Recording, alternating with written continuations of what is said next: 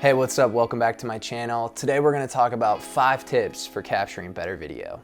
In this video, I'm mainly going to focus on shooting with my Sony a7S III, but these are tips that can be applied to any camera system, so don't let the gear bog you down. Tip number 1, use a tripod. This is super important for making your footage look watchable, especially if you're just starting out. Invest in a good, solid tripod. If you can afford it, I'd recommend getting one with a fluid head, something like this, that is gonna move really smoothly and have a lot of fluid movement. And the reason being is you want your footage to look professional, and having really shaky footage, it just does not look good. If you don't have a tripod, just find something to prop up your camera or phone on and get the shot that way. A great tip that one of my college professors always said was, the world is your tripod. And he's so right. Just do anything to get a stable shot. Use whatever's around you and get creative.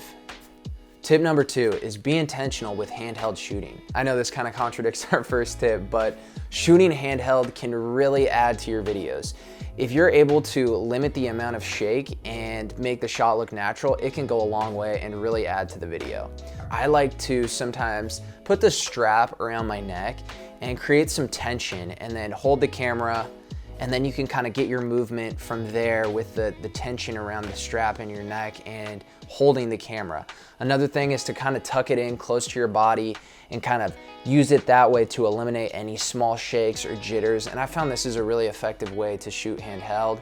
If you're shooting on an iPhone or your Android, another way you can do it is to just use 2 hands and kind of reduce the amount of shake and to just go slow. When you're shooting these, there's no rush. You don't need to be whipping around. Just go nice and easy and think about being intentional with how you're moving the camera. If you're running and trying to shoot, like whipping your camera all over the place, it's just gonna make your audience kind of nauseous, and they're not really gonna understand why the camera's shaking so much, and it's gonna be really distracting. But if you're intentionally moving and you're thinking about how the camera is moving and getting a really nice, smooth movement, then it's gonna create a much smoother motion, and the subtle movement of the camera will come across as much more natural and intentional, and it's not gonna be distracting to your audience who's watching it. So just think about that when you're shooting handheld. Just to note, there really is a time and place for using a tripod versus going handheld. A couple examples are, if you were to shoot an interview, you wouldn't want to shoot that interview with a handheld setup, mainly because you're going to be slightly moving around and you could have some jitters, which will distract from what the person speaking is actually saying.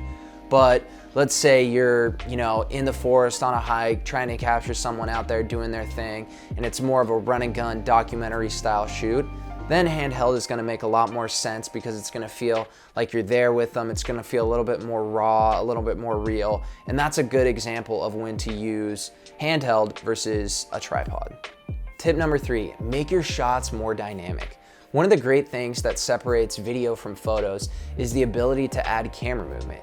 There are tons of different movements you can master when adding movement to your shots. Some examples are panning, tilting, dollying, tracking, or even getting a roll in there. But there's tons of other movements that you can add to your shots to make them a little bit more interesting.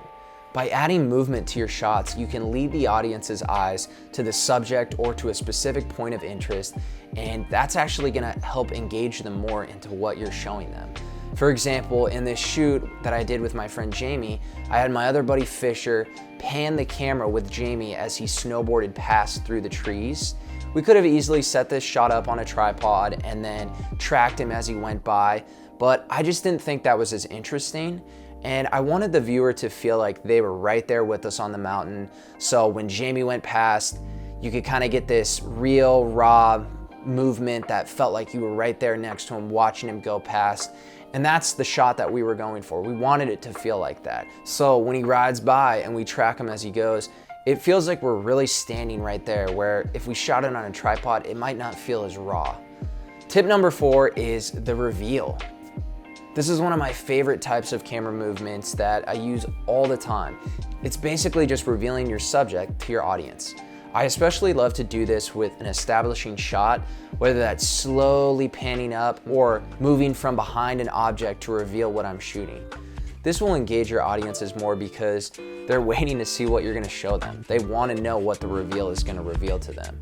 And I like to use walls, trees, or basically any other type of object to do the reveal.